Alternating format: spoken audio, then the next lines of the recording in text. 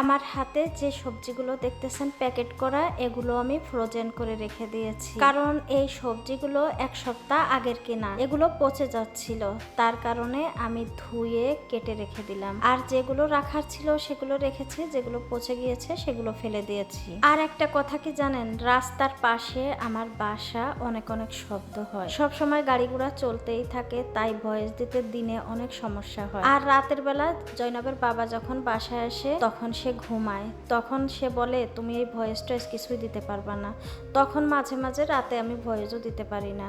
আর দিনের বেলা সবসময় জৈনব চিল্লাচিল্লি করে, আর তারা বাবা মেয়ে অনেক কথা বলে, যার কারণে আমি ভয়েসও দিতে পারি না। আসলে ফেসবুকে কাজ করতে গেলে অনেক পরিশ্রম করতে হয়, ভিডিও তো করতে অনেক পরিশ্রম হয়, কষ্ট হয়, তারপরে আবার ভয়েসে সমস্যা, সুন্দরভাবে ভয়েস না দিতে পারলে নিজের কাছেও যেন কেমন লাগে। আমার তো একটা রুমের ঘর, তার কারণে এত সমস্যা।